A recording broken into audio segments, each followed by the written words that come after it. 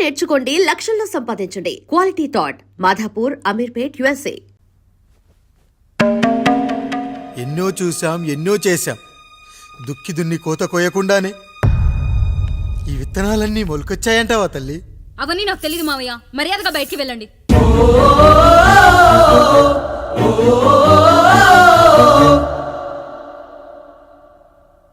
కనీసం ఆ మూలనైనా పడుకుంటామమ్మా. నువ్వైనా చెప్పరా పెద్దోడా? అంటే తను ఇబ్బంది పడుతుంది కదా నాన్న.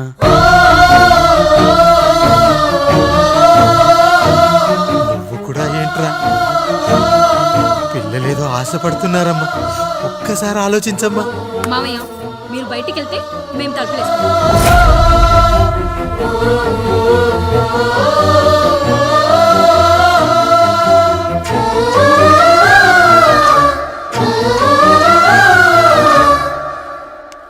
వేసుకోండి అమ్మా, వేసుకోండి. తలుపులు వేసుకోండి.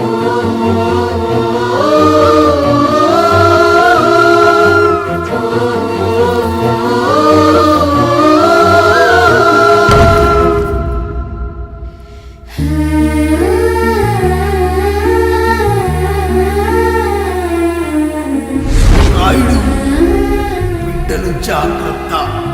ఈ రోజు నుంచి వీళ్ళంతా నీ తమ్ముళ్ళు చెల్లెళ్ళు కాదు, నీ బిడ్డలు.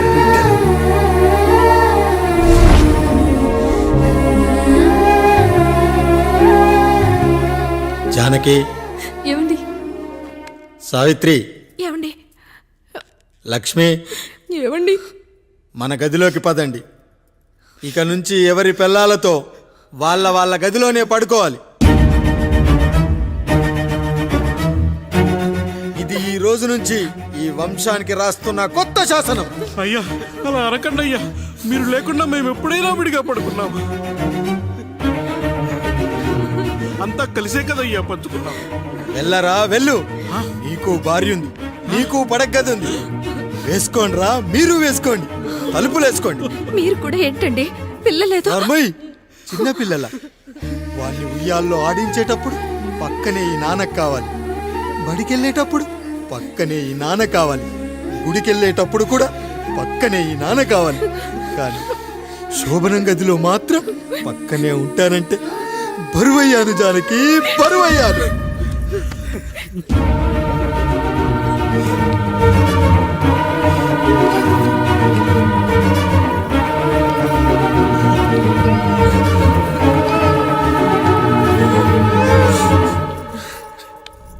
ఏంటండి, ఇంకా అదే ఆలోచిస్తున్నారా?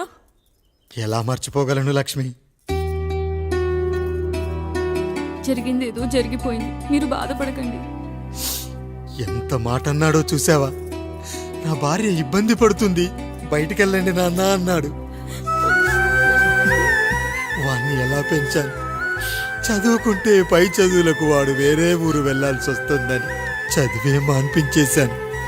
జ్వరం వస్తే ఆ మాత్రలు చేదుగా ఉంటాయని నేనే మింగాను. నోరు తెరిచి అమ్మ కావాలన్నప్పుడల్లా ఎంతమంది అమ్మల్ని ఇచ్చాను. నాన్న అన్న ప్రతిసారి నాన్నల్ని ఇవ్వలేకపోయానని వాడికి నా మీద కోపమో ఏమో జానకి. నిజమేనండి, మనమంతా ఇలా లేమే. మన కుటుంబానికి దిష్టి తగిలింది. మా నాన్న మరణంతో ఆస్తిపోయి తమ్ముళ్ళతో నడి రోడ్డున పడ్డప్పుడు ఇలాంటి కష్టాన్ని మొదటిసారి అనుభవించాను. అయ్యా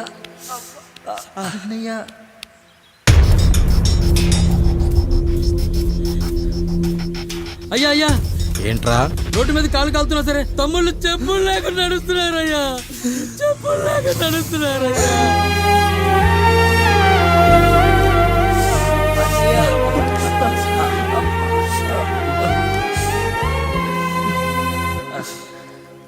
చెప్పులు లేకుండా నడుస్తుంటే కాళ్ళు కాలుతున్నాయట్రా.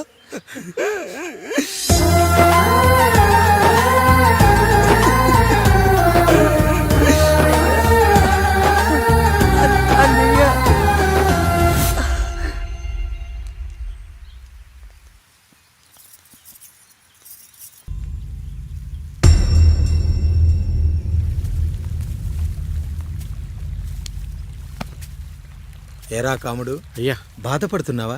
పెళ్ళేమైనా చేయమంటావా? వద్దులేండి అయ్యా, నాకు ఇది ఉందిగా చాలు. దీంతో నేను ఎలాగోలా సరిపెట్టుకుంటాను. దీనితో పాటు జీవితంలో నీకు ఓ తోడు కావాలి. రే గంటోడా, అయ్యా ఇక నుంచి కష్టాల్లో సుఖాల్లో వీడికి అన్నీ నువ్వేరా. మీరు శాసించాక నేను వేరే ఏదైనా ఆశించగలనా పెద్దయ్యా?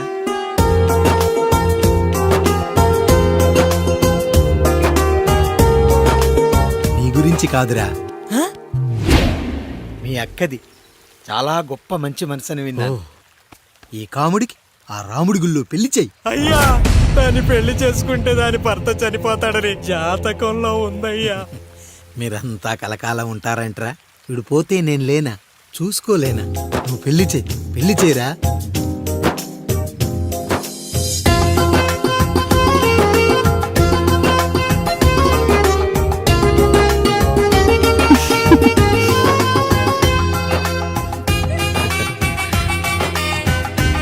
ఓం మంగళధంతునామేణ మమదేవన హేతునాం కంఠే పద్మాదే సుమదే సంజీవ శరద శతం. అయ్యా, ఏంట్రా? మీ చేత్తో నాకు దొంగగా జీవితాన్ని ఇచ్చారు.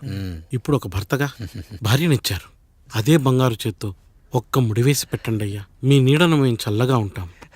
రెట్టలకు పిట్టై లోలోనే దాచే అందం, మట్టలకు చెట్టై పట్టుంచే సంబంధం, చుట్టలకు పిట్టై దాచుంచే ఓ సుమగంధం, గట్టుపై తొట్టై నీరిచ్చే అనుబంధం, సిగలో చుండ్రల్లే లోతైనది బంధం, దులిపే బలమున్నా అది రాలిపోని నేటి సంబంధం. ఏంటి బుజ్జి, ఏమైంది? పండు, నీకు పెళ్లి చేసిన మరుక్షణం నీ భర్త చనిపోతాడని జాతకంలో ఉంటే ఆయన నన్ను నీకిచ్చి పెళ్లి చేశారు. నేను పోతే నా భార్య పరిస్థితి ఏంటయ్యా అని అడిగితే నేను లేనారా అన్నారు. ఆయన చేసిన త్యాగం మామూలు త్యాగం కాదు. ఒకవేళ పొరపాటున నాకేమైనా జరిగితే? అయ్యయ్యో, అంత మాట అనకండి. మీరు వేరే చెప్పాలా? మొన్నటిదాకా తమ్ముడు, ఇప్పుడు ఈ కాముడు, తర్వాత రాయుడు.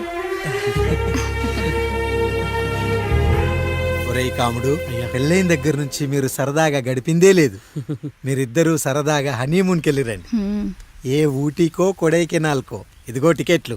అయ్యా, మీరు దేవుడయ్యా. ఇక్కడ పనులాగకుండా నువ్వు ముందుగా వెళ్ళిరా. నువ్వు తిరిగి వచ్చిన తర్వాత పండు వెళ్తుందిరా. అయ్యా, ఒక పని మనిషిని మీరు ఇంతగా ఆదరిస్తున్నారయ్యా. నువ్వు పని మనిషి ఏంటి పండు? నీలాంటి స్త్రీమూర్తిని ప్రతి మగాడు అమ్మలా చూసుకోవాలి. ఇక నుంచి నా బిడ్డలు నిన్ను అమ్మా అని పిలుస్తారు, అమ్మలా చూసుకుంటారు. ఏమంటావు జానకి? రెట్టలకు పిట్టై లోలోనే దాచే అందం, మట్టలకు చెట్టై పట్టుంచే సంబంధం, చుట్టలకు పెట్టై దాచుంచే ఓ సుమగంధం, ఎంత బాధగా ఉంటుంది అన్నయ్యకి ఇంకెంత బాధగా ఉంటుంది. సిగలో చుండ్రల్లే ఈ బాధ నా బాధ కాదట్రా. దులిపే బలమున్నా అది రాలిపోని నేటి సంబంధం.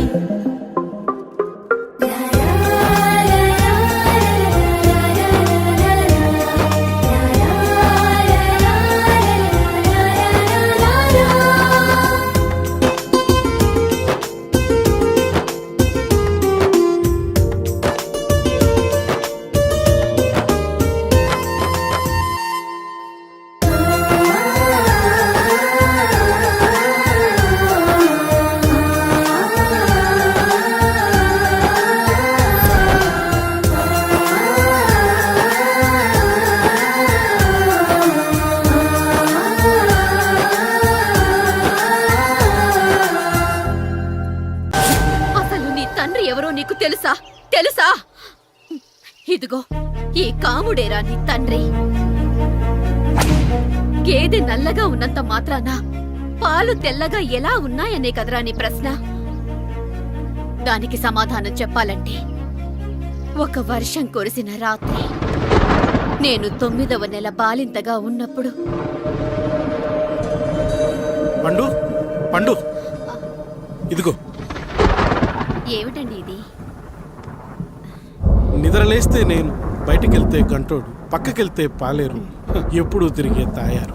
రోజు మమ్మల్ని చూసి చూసి బిడ్డ కూడా జిడ్డు మొహం వేసుకొని పుడతాడేమో అని భయంగా ఉంది. కడుపులో ఉన్నప్పుడు మనం ఎవరి మొహాలైతే చూస్తామో అచ్చం వారి పోలికలతోనే పుడతారంటారు. పొరపాటున నా పోలికలతో పుడితే? అదేంటి కాముడు, నీకేం తక్కువ? జుట్టు ఉండాల్సిన చోట లేకుండా అవసరం లేని చోట విపరీతంగా పెరిగిపోతుంది. మనకు పుట్టబోయే బిడ్డ గొప్ప అందగాడై ఉండాలి. ఇదిగో రోజు ఈ దేవుడి ఫోటోలు చూడు, వాళ్ళలాగే అందంగా పుడతాడు. కడుపుతో ఉన్నప్పుడు ఎవరి ఫోటో చూస్తే ఆ పోలికలతో బిడ్డ పుడతాడా? కనిపించని దేవుడి పోలికలు నా బిడ్డకెందుకు? ఈ ఊరికి దేవుడు రాయుడు. నా బిడ్డ ఆయనలాగే పుట్టాలి, ఆయనలాగే పుట్టాలి.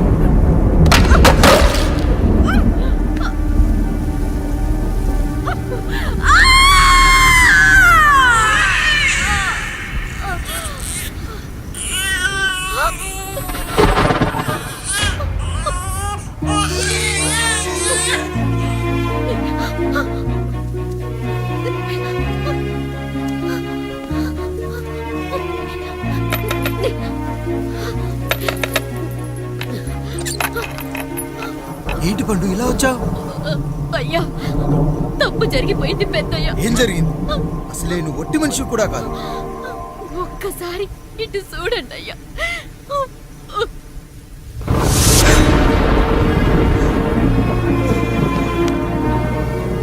వీడేంటి అచ్చం నాలా ఉన్నాడు? అసలేంటి, ఎందుకు ఇలా జరిగింది? నువ్వు ఎప్పుడైనా చీకట్లో పంపు సైడ్ దగ్గరికి వచ్చావా? మరి అమలాపురంలో శివాలయం దగ్గర రత్నాలు నీకేమైనా అమ్మవుతుందా? పిఠాపురంలో పద్మ, రామాపురంలో లక్ష్మి, కాకినాడలో సుజాత. అయ్యో దేవుడా, అసలు ఇదంతా ఎలా జరిగింది పండు? అయ్యా, ఇదంతా కాముడి వల్లే అయ్యా, కాముడి వల్లే. కాముడా? కాముడు కుటుంబానికి నాకు ఏం గుర్తు రావట్లేదే. ఎన్నని గుర్తు పెట్టుకోగలను నేను మాత్రం? అయ్యా, అది కాదయ్యా.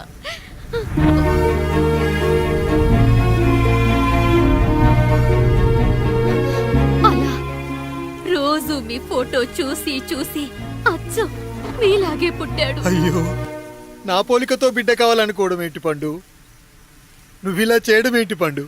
పోలికల కోసం ఫోటోలు ఎందుకు చూసావు పండు? అందుకే కదయ్యా ముందు ఆ డైలాగ్ చెప్పాను, తప్పు జరిగిందని. ఇప్పుడు ఏం చెయ్యాలయ్యా? స్వచ్ఛమైన మన ప్రేమను ఈ పాడులోకం అర్థం చేసుకోదు.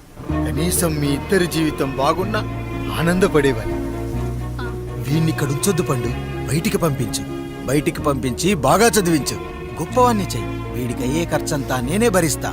అవసరమైతే ఆ డబ్బు కాముడి జీతంలో కట్ చేద్దాం. అయ్యా, వెళ్లే ముందు వీడికొక పేరు పెట్టండి అయ్యా. వీడు ఇంకో రాయుడు, అంటే ఇంగ్లీష్లో అండ్ రాయుడు, అండ్ రాయుడు.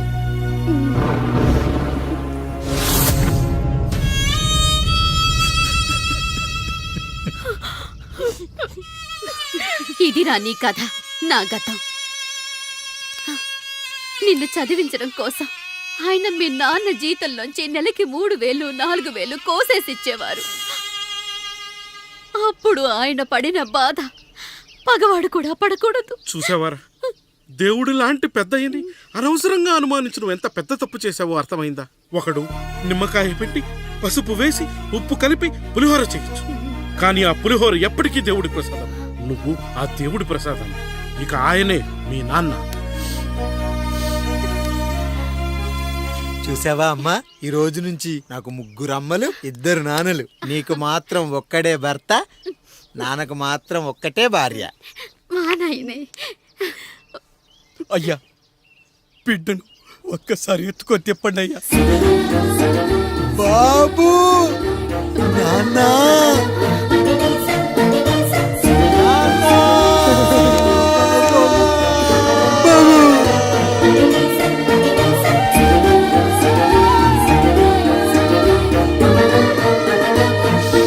నన్ను క్షమించు నాన్న. ఇప్పటికైనా నిజం అర్థం చేసుకున్నావు. అది నాకు చాలురా, చాలు.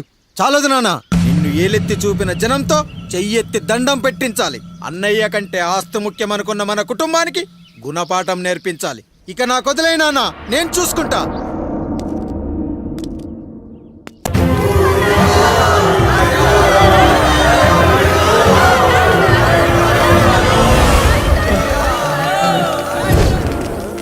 ప్రజల్లారా, నా బిడ్డల్లారా, నా జీవితం మీకే అంకితం. మళ్ళీ జన్మంటూ ఉంటే మీకోసం తిరిగి వస్తాను.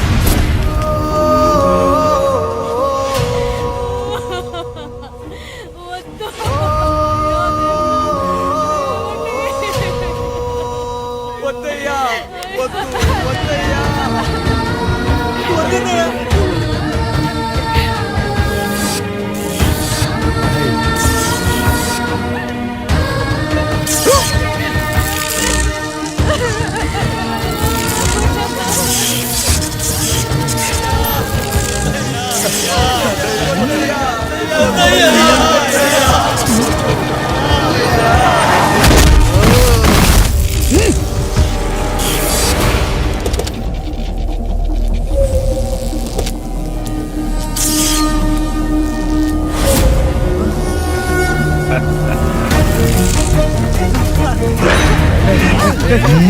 వదలరా.